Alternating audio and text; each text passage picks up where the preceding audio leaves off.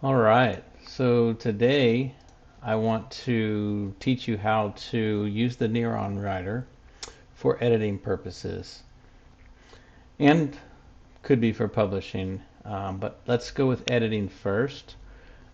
So all of our writers are using this application to create their work and their articles, and from here we edit it. When they're finished with the article, they'll come up here and they'll check the mark as done. And you'll probably have seen this when you went through the training videos for the certification. We'll get a notification that says that they have completed the article, it is finished. And if they've added any comments, they would have used this box right here and published the comments here. Also, when they do that, we do get a notification via email that says they posted a comment for us to review.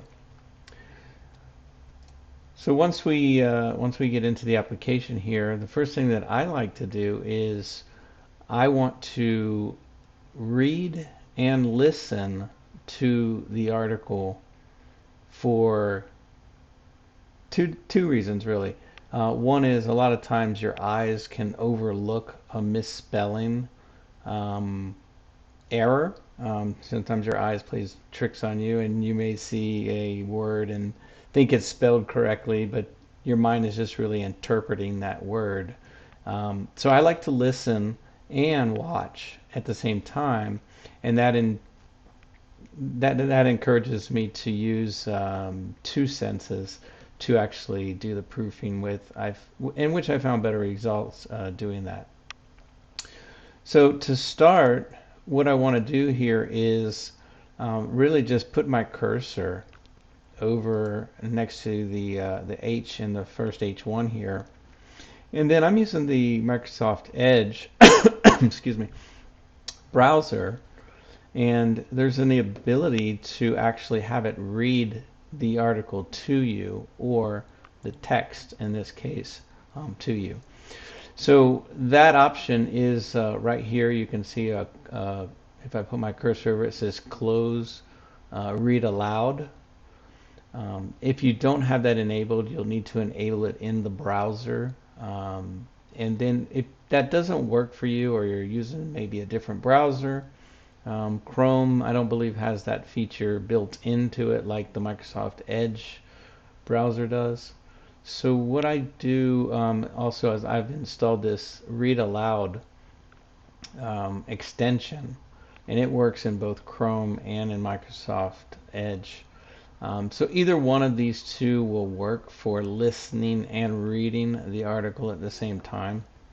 And I like to just go through the article first, not really looking at pictures or looking at videos. Really, the first thing I want to do is I want to make sure that the writer has followed our company templates. Okay, so for the company template, for instance, I have one pulled open here. Or actually, this is the content brief. So I always open the content brief first to ensure that I am understanding what the article is about. So I follow this for the title, make sure that they use the right title, make sure they wrote it towards the right keywords, make sure they use the right funnel, and then the type of article that it is. If it's informational, educational, it's really a how-to template that we're going to use. I want to know what the goal of the article is, and then the intended target audience. And then if there was a copywriting framework specific, then I want to make sure that they use that as well, the tone of voice, and all the other details we have in here, of course, making sure they're following the due dates, who the company is for that they're writing it for, if it's for our individual blog or if it's for a customer's blog. So I want to make sure of that information here. And then the deliverable, how they should deliver it, if it's a Google Doc or Neuron or whatnot. And in this case, this is an older version of the content brief, and back then I was using Google Docs first, and now we've switched over to the newer NeuronWriter. So the other thing I want to do is I want to go into the templates. So I just have the template here. I'm going to open it up and go through the template and make sure you understand what the template is and how it's laid out. Once I have this open, there's another cool feature that I like to use inside of the Microsoft Edge browser, and that's the split screen. And again, that's another option that you'll have to enable, but that's this little icon right here called split screen. And that will just allow you to use two browsers, or one browser with two tabs into a split screen. So you can specify which ones you want. Or if you don't have that feature in Chrome, you can always just open up two browser windows and put them side by side. Works the same way. So I'm going to use the split screen, and it's going to ask me what do I want to share besides the how-to. I'm going to select the NeuronWriter, and then once they open up, I have the NeuronWriter Google Doc plugin turned on, and it actually puts this little box over top of it, and you can't see it. So I just click the little hide panel display there, and it sometimes works, and sometimes it just keeps opening back up for you. It's a little annoying. Sometimes you might want to just disable that if you're using it. So now that I have it set up here, I'm just going to go through and I'm going to make sure that the H1 is followed in the correct format. And as the template states, they need to basically customize the titles for at least 40% different. That way they're not all the same, and they are more unique to that particular article. So in this case, they used the title that was on the content brief. So you can see here how RFID cards can save your life and your wallet. And we go back to the browser, and you can see they use that exact one for the title and the meta title, and for the H1 title. So we have in the template over here that you can use three different ones, 1, 2, 3 here, whichever format works best for that type of article. And this is a good one since I already picked the title and put that into the content brief. They don't really need to do anything with that except write the exact title. Next is the H2 title here. What is and the specific thing that you're talking about, and that's going to be the keyword that we have in the content brief. So in this case, if we scroll down to the what is, we can see that RFID card is the keyword that we are targeting, RFID cards. So they did follow directions on that as well. And in this case, they didn't use the S, but I don't think the S matters as much in this case. Or if it does, we can always edit that and add it in. So after that, we'll go down to the next category here. Well, let's see. It says write a brief description. They wrote a pretty brief description there. The next section, H3 reasons to know. H3 reasons to know about, again, the keyword, about the specific thing we're talking about here, or that we're teaching. Next is step by step, and I'm going to see if they followed that as well. Looks like they did, step by step, and then they put a step 1, which is what they show over here. And again, my plugin keeps opening. Step 1, step 2, step 3. Over here they have a step 1 with the description, explanation, step 2, explanation, step 3, explanation, and sometimes they even put a few extra steps in there, which is fine, as long as we don't get too long in the article. Key considerations for successfully implementing RFID cards. Again, they followed that format, and then taking it to the next level. So we'll come down here, taking it to the next level, maximizing. So they follow that. Let's go into the next one is alternatives. We have an alternatives. Okay. Wrapping up in my experience. Wrapping up in my experience. And then if there was, they can add in, this is kind of an optional, add in frequently asked questions. Um, in this case, we come down, sometimes they'll put in a conclusion, which is okay. And then if they use the FAQs, we'll want to make sure we have them formatted correctly, and the H3 questions.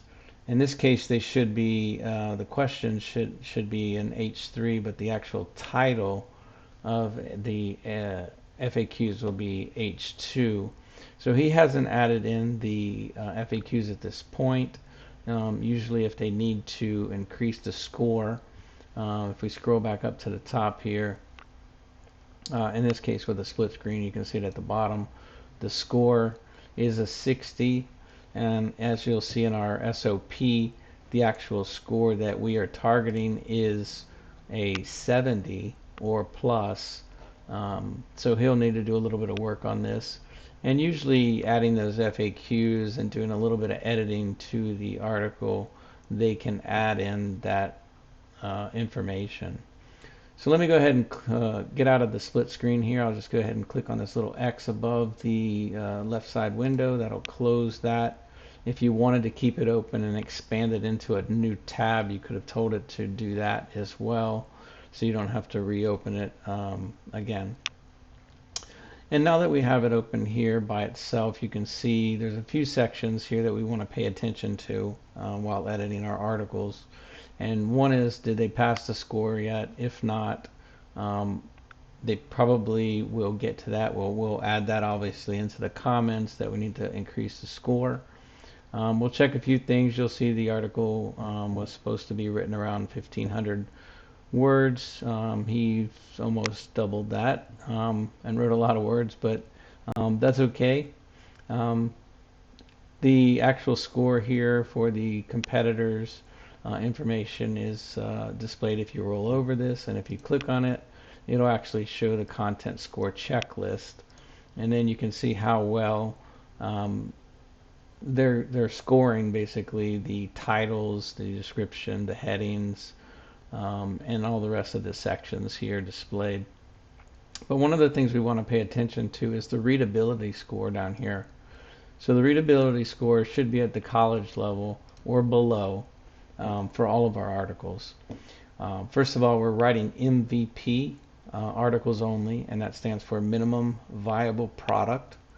So in this case, we're not being very picky about what our articles look like. We just want to get the minimum viable product out, get it into the search engines, get it scoring and ranking within the search engines so people start finding it, and then we'll come back and edit the articles to improve them to a higher score, meaning a higher readability score, a higher SEO score than the 70 plus that we are working on for the MVP.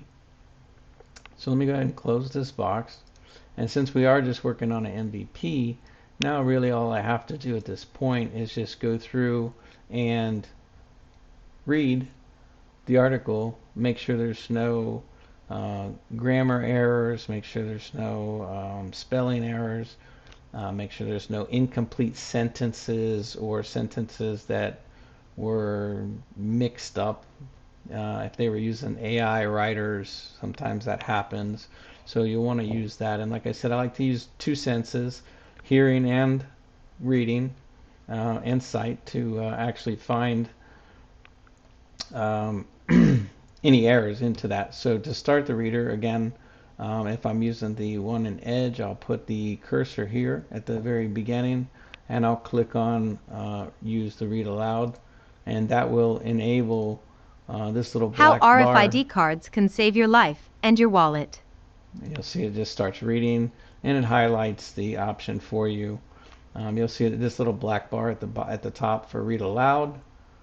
You'll have voice options if you want to go in there and change the speed or change the voice to a different type of English or language that it's supported, and read the article using that method. If you want, you can use the other one too, like I said, the read aloud. It works in a similar manner. If you click on it, it's going to cache up the article, and then it'll display it in this little box here, and it'll start reading it for you. And then it'll just kind of highlight it as it's reading along. You don't have to keep the little box open, but if you're reading along with this plugin or this extension, you actually need to keep it open so you can actually follow along in there, in this little box. There are other options that you could choose. In this case, it looks like it's taking a little bit of time to cache up the article, so I'm going to go ahead and stop it. But you can go in there and you can change the settings to put them however you like. So that's just two different ways I like to go through and proofread the articles. And as soon as I proofread these articles, I will sometimes, if I run into a little error, little errors like spelling corrections, correct them yourselves. We don't need to kick those back to the writers. If there was an incomplete sentence, just finish the sentence if it's a little sentence. If it's something big and you don't really know where they were going with the context, maybe you can make a comment in the comment box at the top here and ask them the question of, either what were you doing so they can fix, so you can fix it, or ask them what, if they can fix it, and then, send it back to you. But what I expect you to do is go through the article, fix all the minor errors, any spelling corrections, any grammar errors, any basic things. If they added a picture in, and they sometimes I'll see writers, they'll put a video in, and the video will be left justified over here on the left side of the screen. I like to put them in the middle of the screen, so I'll just select the video and click on the center justify or align center button here and put it in the middle. Make sure you save anything after you have made those edits. So going through the article real quick, we'll see here there's a little error. He actually wrote the word H3 with a colon, but as you can see here next to it, NeuronWriter actually uses the H3 setting, so we know that that NeuronWriter recognizes this as an H3 already, so we don't need to add the words H3. Plus, if we publish this article, the readers will see the H3, and we don't want that. So I'm just going to go ahead and select it, delete it, and then hit the save button so that the change takes effect. So those are just some quick things that you can do when you're going through and you're reading the article. Please go through, find all those. Sometimes I notice they'll put the word, they may put an extra space. It looks like there might be an extra space here. Yep, see that? An extra space. Go ahead and just remove the space. Sometimes I'll see that they'll, in this step-by-step instruction area, they don't actually list the word step 1 or number 1 or A, B, C, something to show the reader that these are the steps involved. Just add those if they did not do that, and then make sure they're all consistent throughout the article. So if they use the word step 1 with the colon, then let's make sure that step 2 is the same, step 3 is the same, step 4 is the same. And if there's any extra spaces, let's go ahead and just remove those spaces. In this case, backspace was what I used to get rid of that. Let's see what else they got. If I go through quickly here, just looking at formatting, looks like there might be an extra space here again. I'll hit the backspace, get rid of that extra space. Just getting it ready. The more you do here, the less you have to do in WordPress. Okay, there again, step 5. Everything looks okay here. Sometimes they'll go through and the titles won't be consistent as far as capitalizing each word in the sentence, or maybe they'll capitalize only the most important words, like sometimes 4 will have the lower case, which is fine as long as it's consistent throughout the entire article. So in this case, we'll just need to make sure, like you can see here, he's using lowercase and uppercase. So we need to make that consistent throughout the article. Either make them all capital or only capitalize the important words, and the other unimportant words we can leave lowercase. So in this case, again, you can see lowercase, what is and, which are is and usually are lowercase, so this is correct. Since this is the main title, I'm going to go ahead and change this to capital card, capital C, capital S, because these are all important words here. Your life, all of these all should be capitals. And then and usually is not, your is, and wallet is.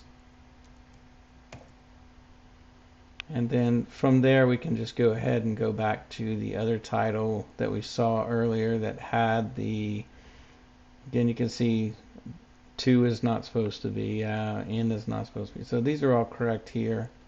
So we just want to go through the entire article and match that. And that's really it. So once you've gone through the entire article and you've edited all these small edits, no need to kick them back to the writers. It just wastes time. They got other important things to do. They're writing the big long articles. We need to just edit and publish it. So once we're finished, again, we'll hit save. And then we need to put this into WordPress after that. So I'll make another video on that and show you how to get it into WordPress. But as far as the editing process, this is what we'll do. One of the last things that we'll have to do in this situation, once we've gone through the article, is we'll need to go back to the right tab up at the top here. And this is going to give us a grid or a table of everything that's being written, has been written, the process stage that it's at, and whatnot. So in this case, that was the how RFID cards article was written. So what I want to do is I really want to just go over here. I want to make sure that, first of all, it should have who it's assigned to. In this case, it was Imran. So I'm going to put his name there. The expected due date should be there already as well. General, if not, it's okay. You don't have to add that. But I like to put the names just to know who worked on the article. But we can see that also in Trello. So the last thing is just add a tag. Okay, so the tag is going to tell us where we are in the production pipeline for this article. And in this case, let's just say we went through the whole article, we read it, it was great, no major edits, you were able to fix all of the edits yourself. So in this case, the article would be considered MVP approved, which if you remember, we're creating MVP articles.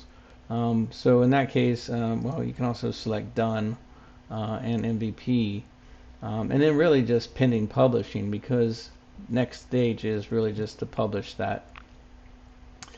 Done sometimes is already added in here if the article was selected as done in the editing phase. For instance, if I go back into the window and I clicked on this check mark as done, then the done would have been in the other section there. In addition, this sends an email to yourself and me to say that the article was done, so we know that it needs attention and it's time for us to go in there and do our job. But sometimes they don't always select the done button. Sometimes they'll go to Trello and they'll go to the card that's specific for that actual article, and they'll put the notes there. So either place is fine. I'm okay with it. But here now you can see that I've selected the tags and we have done, MVP approved, and pending publishing. So now we'll go publish the article.